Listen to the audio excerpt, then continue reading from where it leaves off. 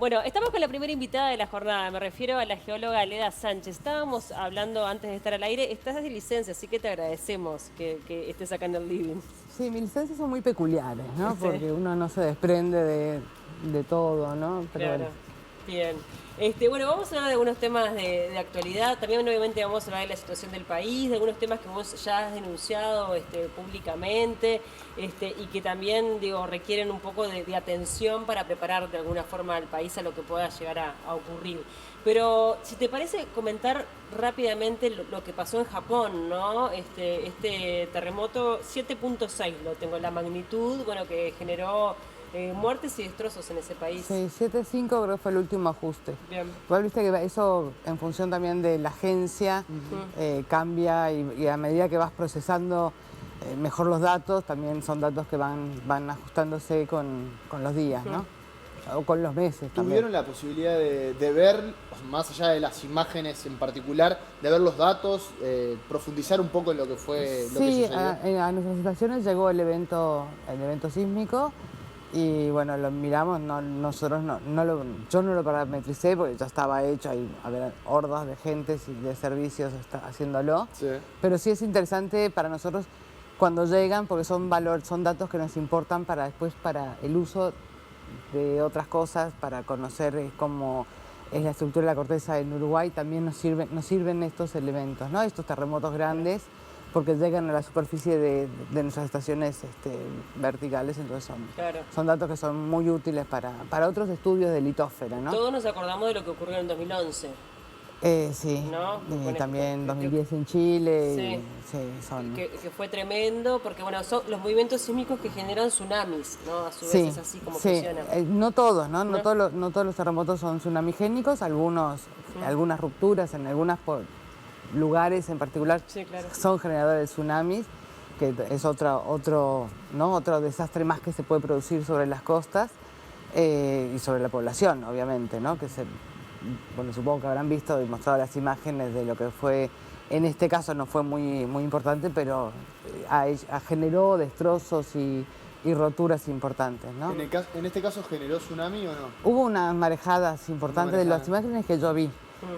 Tampoco me puse, estoy de licencia, entonces no me puse a analizar mucho el tema, pero sí vi cómo el suelo respondió de forma como muy plástica, ¿no? Como si fuera con proceso de licuefacción, ¿no? De que no sé si vieron las calles que se hacían que esos son fenómenos muy interesantes, ¿no? Hay fenómenos muy particulares digamos que yo los enseño en el curso de tectónica, que son el ejemplo que vienen de Japón, ¿no? Claro. Entonces, bueno, siempre es importante analizar y estudiar estos fenómenos que se dan en otros lados. Sin duda. Leda, cuando hablamos de nuestro país, creo que ya ha quedado desterrada esa idea de que acá no pasa nada, ¿no? Costó años, muchos años de esfuerzo para que se cambiara ese paradigma que el Uruguay era el único país del mundo donde no habían terremotos, ¿no? Sí, sí.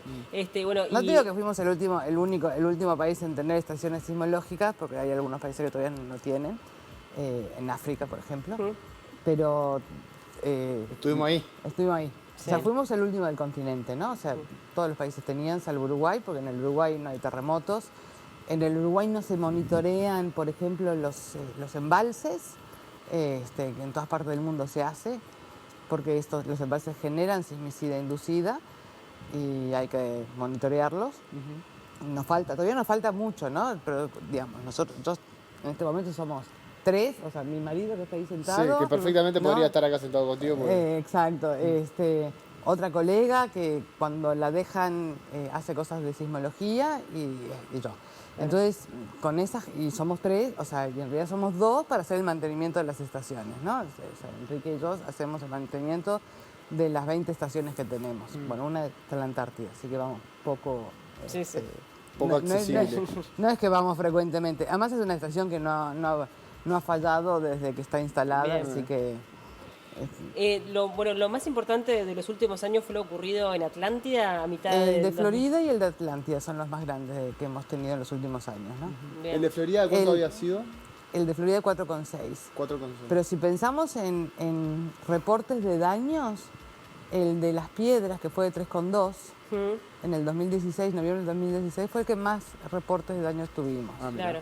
porque no está directamente relacionado la magnitud con los daños, también depende mucho de la infraestructura o de cómo esté. Y de la cantidad de y el población que vos claro, tengas, ¿no? No es exacto. lo mismo la cantidad de población que vos tenés en la región de, digamos, en el radio de incidencia de este evento de las piedras, las piedras, ¿no? O sea, Canelones, Montevideo, que se sintió en todo Montevideo, se sintió en Canelones, en la ciudad de la costa, se llegó a sentir, tenemos reportes en Florida, en Durazno, que uno que fue en la costa, donde la cantidad de población que vos tenés en la región costera, en la franja Sí, costera... en esa época del año además.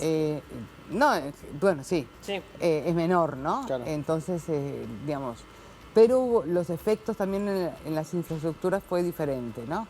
Bien. Entonces, nosotros seguimos estudiándolo porque fue de mayor magnitud que el de las piedras y bueno, hay que ver no tenemos menos cantidad de reportes de gente. Claro. No sé si por la hora, pero digamos, en el de la Atlántida la gente se despertó, o sea, lo sintió muy fuerte, ¿no? Muy fuerte y hubo gente que se asustó bastante. Claro. Pero no tenemos reportes de daños.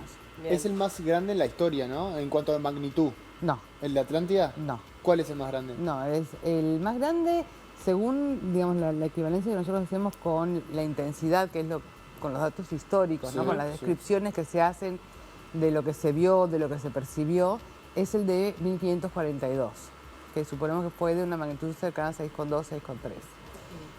En principio, ¿no? Digamos, en función de lo que está descrito. Sí. Ya más reportes de otro evento de mayor magnitud, que no es de 6,2, es de 5,5, fue el de 1888, que también tuvo un seiche, un pequeño tsunami en el Río de la Plata, que también fue muy importante, ¿no? Y están las descripciones en los diarios de la época. Entonces, nosotros tenemos dividido el catálogo en histórico Claro. y en catálogo instrumental, ¿no? Ahora, ¿se puede llegar a...? Sé que es muy difícil de prevenir este tipo de cosas. No podés saber No hay ni dónde, manera. ni cuándo, ni cómo. Exacto. Pero bueno... Pero sí podemos hacer cosas. Claro, eso te iba a decir. ¿Qué es lo que se puede llegar a hacer? También teniendo en cuenta algunas declaraciones que diste en su momento cuando pasó lo de Atlántida, que habías comentado que si esto hubiese ocurrido, por ejemplo, en Montevideo, los daños hubiesen sí? sido mucho más importantes. O sea, yo siempre digo lo mismo, ¿no? Se nos caen casas sin terremotos, ¿no? Se colapsan, ¿no? Como fue en el viaducto hace 2 años, una cosa así. Se nos caen paredes de edificios mal construidos, como pasó con el del Cordón. Se caen balcones sin terremotos. Con un terremoto donde tengo un desplazamiento del suelo, que hay un cambio, ¿no? Y, qué sé yo, o sea, para mí sería desastroso. Pero para empezar a hacer algo, también tenemos que consolidarnos nosotros. Una sola persona no puede sostener una red sismológica nacional. ¿Sí? O sea, yo soy docente de la Facultad de Ciencias, la gran mayoría de los equipos de bajo costo los hemos adquirido a través del Programa de Desarrollo de Ciencias Básicas, equipos más potentes con la Comisión Sectorial de Investigación Científica y hasta ahí, ¿no? O sea, no tenemos, o sea, se nos rompe un equipo y muchas veces queda la estación sin equipo. O sea, las estaciones están, o sea, que adentro esté funcionando un equipo es otra cosa, ¿no? Digamos, y además es pesado porque hay que hacer la construcción, eso, insumos, todo eso. Para sostener eso no puede ser una persona la que lo sostenga. O sea, está mal. O sea, uno lo hace porque es necesario conocer y es necesario generar una política, ¿no? Para mitigar los daños futuros o para prevenir, para que la gente esté alertada, para que la gente sepa que lo que pasó fue un terremoto y si hay daños, bueno, hay un montón de cosas para hacer. El otro día tuve una charla, la verdad que súper interesante y productiva con el nuevo director del Sistema Nacional de Emergencia, con Santiago Caramés. Y bueno, quedamos en tratar de hacer algo, ¿no? Pero es como todo, ¿no? Es decir, hay que hacer algo, hay que hacerlo así porque estamos en año electoral y si es otra vez el mismo rollo, ¿no? O sea, ¿no? Que venga y que otra vez hacer el mismo lobby de no, mirá, no sé, yo soy fulanita y hago tal cosa y miro tal, ¿no? Y otra vez y que te miren con cara, ¿no? De esta tipa está repirada. Pero se requiere, por ¿no? ejemplo, una inversión muy importante. No estamos hablando de inversión importante, o sea, lo que hoy necesitamos es, en primer lugar, la gente. Claro. Porque, a ver, nosotros hacemos, no sé si la última salida hicimos como 6.000 kilómetros recorriendo la mitad del país, ¿no? Sí. La mitad, porque hicimos la mitad del mantenimiento. Y eso tiene su costo y te cansás. Claro. ¿no? O sea, yo ya no tengo 20 años, ¿no? O sea, entonces está el tener la gente, o sea, que si pasa algo, que yo estoy en mantenimiento, ¿quién procesa? Que nos pasó con el de Florida, nosotros estábamos volviendo a hacer mantenimiento cuando fue el terremoto de Florida, ¿no? Entonces, no puedes, eso no le puede pasar a un país. Claro.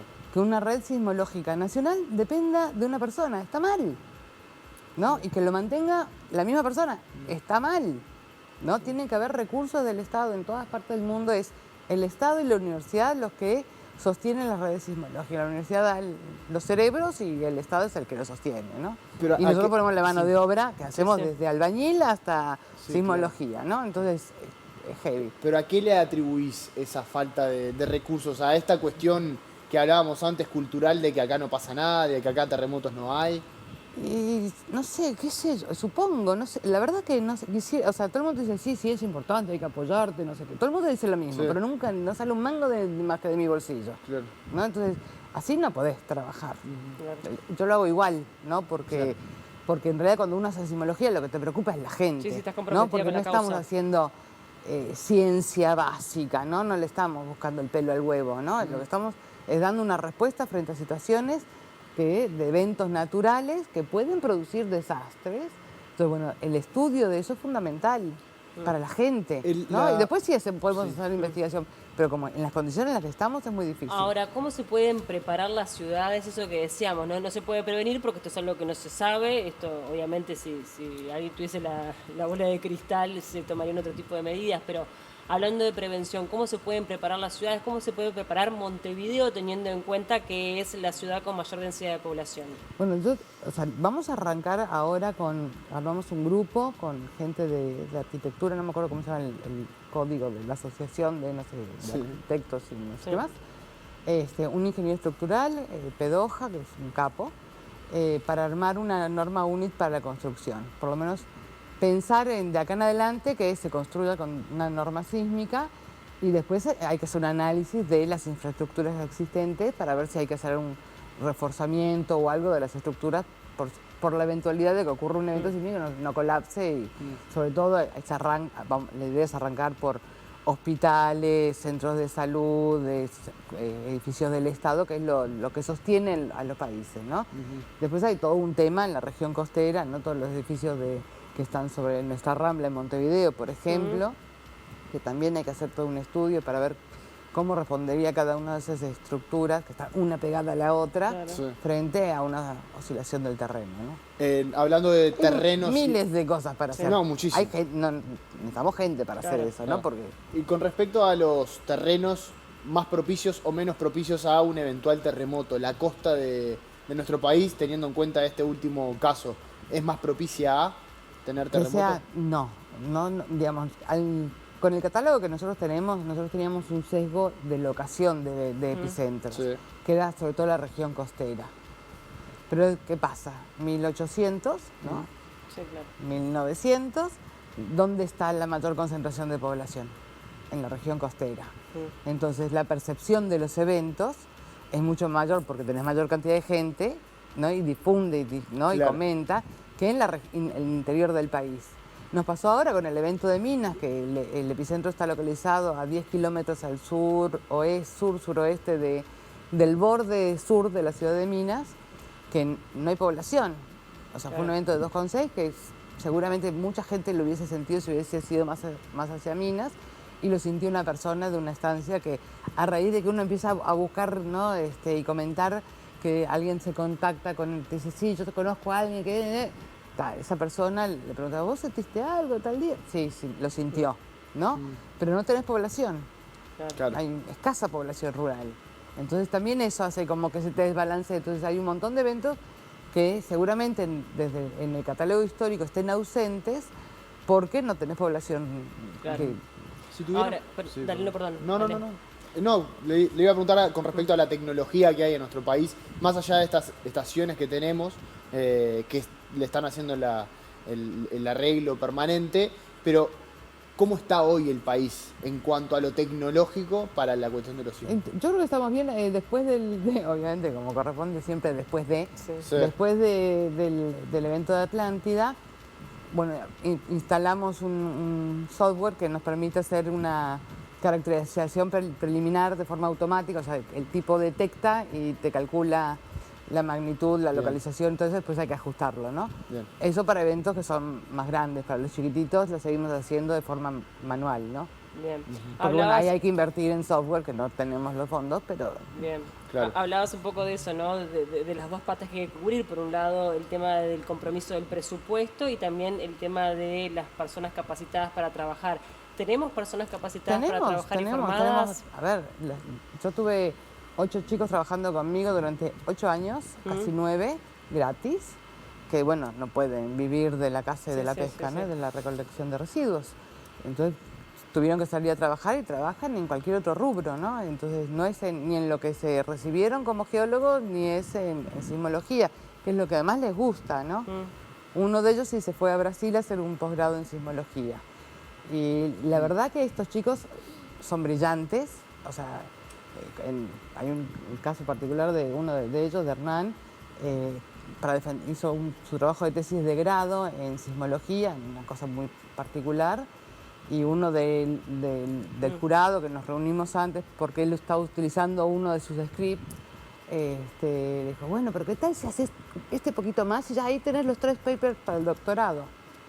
Digo, no, es de grado. ¿Cómo que de grado? Sí, de grado. O sea, el tipo pensó que estaba evaluando la tesis de un tipo que está haciendo un doctorado. Claro. O sea, a ese nivel te digo que están formados estos chicos y sobre todo, o sea, fundamentalmente de forma autodidacta, ¿no? Entonces yo sé que ellos me dejaron por el de abajo, ¿no? Bueno. Y eso a mí me genera un orgullo enorme, pero, ¿no? Necesitamos que los contraten.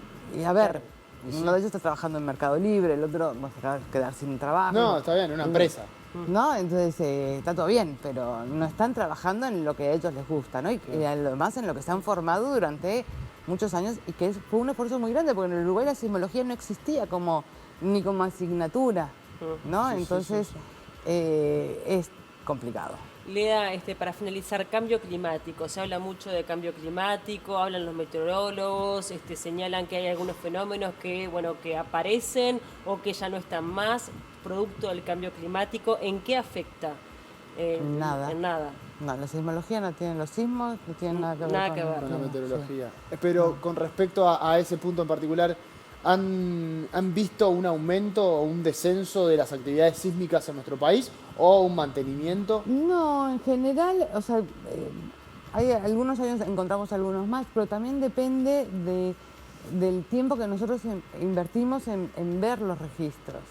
Cuando vos no tenés a alguien, o sea, o tenés un conjunto de gente procesando datos, se te escapan eventos. Claro. El de Minas lo vi de casualidad. Claro. ¿No? O sea, ni siquiera te permite recabar información como para hacer un análisis más macro. La información la tenemos. Lo que tenemos que hacer es, bueno, en algún momento cuando tenga gente, bueno, ir de hoy hacia atrás, ¿no? A revisar lo que no se revisó.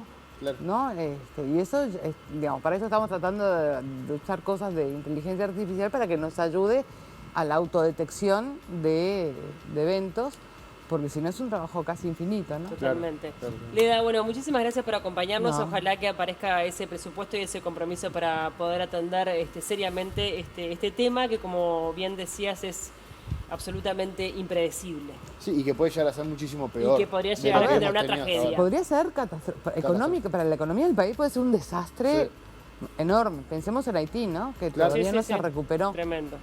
Hoy nos acordábamos de eso también, haciendo un repaso. Gracias, Leda. No. Que tengas buen término de las vacaciones, buen descanso. Sí, algún día.